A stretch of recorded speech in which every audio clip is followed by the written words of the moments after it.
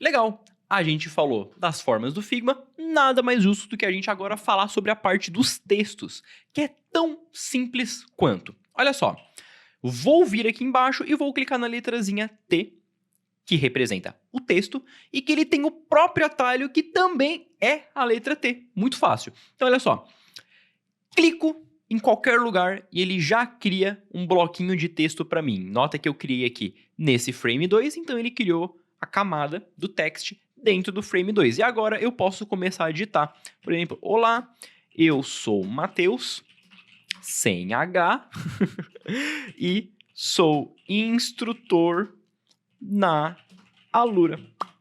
E já criei um bloquinho de texto. Os blocos de texto são os únicos que possuem, obviamente, né, as configurações de tipografia. E se tu já usou Word, já usou Google Docs, já usou ferramenta de texto em qualquer programa, não necessariamente só de design, tu vai tirar de letra. Porque configuração de texto é igual para qualquer situação. Olha só, a gente tem, primeiro de tudo, a fonte para escolher, que é a Inter. Nesse caso, que é a Inter não, a Inter é a padrão que o Figma traz, mas que a gente pode escolher uma série de outras fontes. O legal é que todas essas fontes aqui, elas vêm do Google Fonts, que é um site de fontes da própria Google e que são todas fontes gratuitas para poder utilizar, tanto no computador quanto na web. Então, tu não tem que se preocupar com nada, isso daqui é de fácil acesso para todo mundo. Além das fontes, a gente também tem os pesos para poder trabalhar. Isso aqui também não é um segredo, padrão de qualquer tipo de fonte, né? Tem o regular, tem o light, bold, itálico, enfim. Podemos escolher o tamanho. E o interessante aqui é que a gente pode tanto escolher um tamanho pré-definido, quando clicar no próprio campo e escolher um tamanho qualquer. Bem tranquilo, bem simples, bem fácil. Aqui embaixo, olha só, seguindo aquela dica que eu dei de deixar o cursor em cima do nosso elemento, do nosso campo, ele aparece um textinho. Aqui a gente tem o line height, ou em português, altura de linha.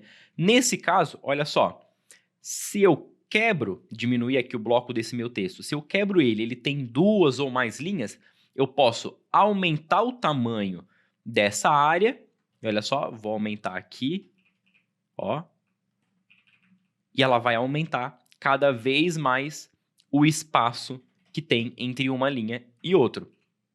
Bem tranquilo também. Do lado, a gente tem o letter spacing, ou espaçamento entre as letras, que vai seguir a mesma premissa. Se um aumenta a altura da linha, o outro vai aumentar. Na verdade, como ele chama de letter, ele vai na verdade, aumentar o tamanho, o espaço entre os caracteres. Olha só.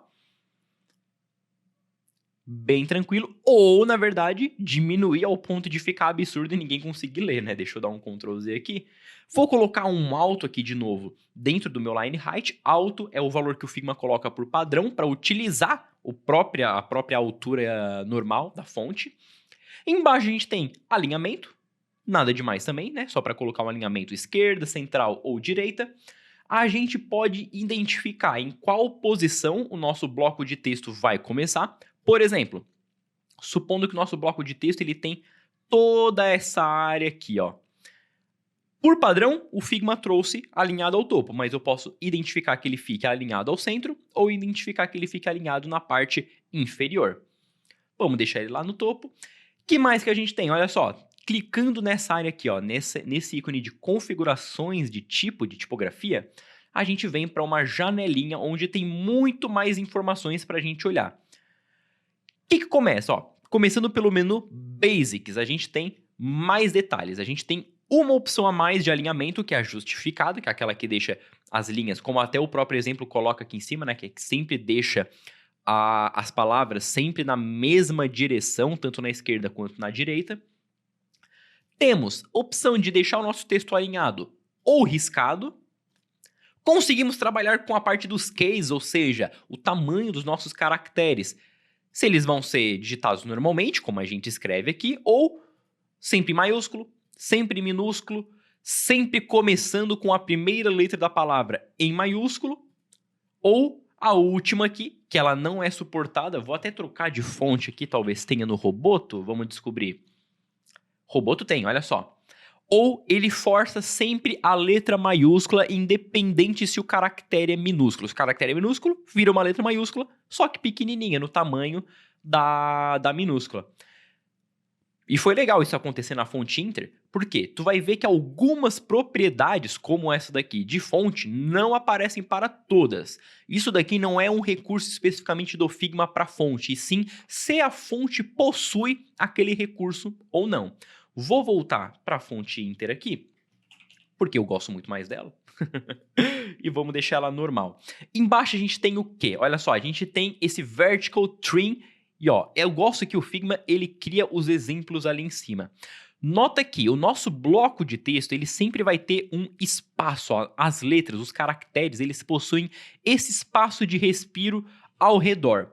Esse Vertical Trim, por padrão, ele vai deixar o Standard, né, o normal, que é para ter esse respiro, mas a gente pode tirar, e olha só, o bloco de texto ele reduz ao ponto que ele não aparece mais aquele espaço, aquele respiro entre entre os nossos caracteres. A altura de linha, obviamente, ela se mantém porque é uma outra configuração, mas aquele espaço, aquela margem, o bloco de texto ignora para sempre enquanto a gente mantiver ativa.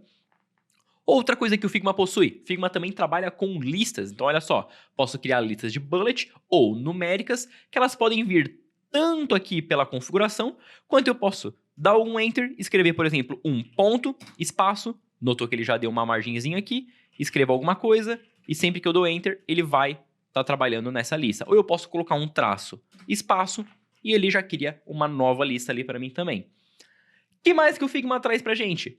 Espaço entre as listas, olha só. Diferente da altura de linha, eu posso controlar especificamente o espaço que existe entre as minhas listas. Nota que a minha altura de linha dessa frase aqui de cima, vou até diminuir um pouco o tamanho. Sim. Nota que o espaço ali em cima, ele sempre se mantém. O espaço entre as duas linhas sempre se mantém. Só vai aumentar entre a listinha aqui embaixo. Show! Espaço entre os parágrafos, olha só.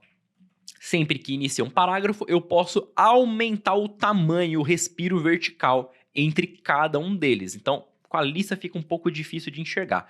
Eu vou dar vários Ctrl Vs aqui nesse textinho. E agora, olha só. Vou aumentar o espaço e ele vai sempre ir aumentando a cada parágrafo, a cada Enter que eu dou. Bem tranquilo mesmo. E outra coisa bem interessante, o Figma tem uma opção de Truncate Text. Olha só, o que acontece? Se um texto é grande o suficiente para não aparecer dentro desse bloco, a gente pode colocar reticências no final e dar essa truncada, como o Figma próprio coloca ali, né? Olha só, vou diminuir o tamanho desse meu bloco ao ponto que, ó, o "e sou instrutor" na Alura já não vai aparecer. E aí ele vai trocar por um reticências aqui, vai colocar os 3 pontinhos no final. Se eu abro o meu texto, ele tira os 3 pontinhos e ele aparece toda a informação que para a pessoa usuária, para quem está enxergando o texto, não vai estar sendo exibida. Claro que se a gente aumentar, ó, ela vai indo aparecendo automaticamente para a gente. Bem legal isso daqui. Que mais? Menu de detalhes. Aqui são opções que a tipografia suporta. E aqui entra aquele tópico que eu falei. Nem toda fonte vai possuir. A Inter possui uma série, uma enorme quantidade absurda de caracteres. Então eu consigo controlar como alguns caracteres vão aparecer. Por exemplo, ele tem alternativas. Ó, nota que ele trocou um L, trocou a letra A por algumas alternativas que elas possuem. Que mais que ele tem aqui? Ele consegue também controlar a letra I, mudar o estilo que a letra I aparece, ali em cima aparecem algumas versões. Ele também tem a opção de juntar a curva da letra R com algumas outras letras, mudar o tipo do número. Isso daqui vai muito de cada fonte, de cada tipografia, então tu pode analisar com calma. E por último, esse também vai variar da fonte que tu for escolher, é o tipo de peso ou a curvatura que ela vai ter. Tu pode trabalhar com fontes itálicas, mas tu também pode escolher a curvatura dela sem mudar para um itálico de fato. E a parte desse peso é também escolher um peso totalmente variável, não ficando somente grudado a esses que tem aqui por padrão. Mas é claro que isso varia da tipografia, varia da fonte. Mas isso daqui é trabalhar com textos dentro do Figma. Super simples, super fácil. Te vejo agora no próximo vídeo. Até lá. Valeu!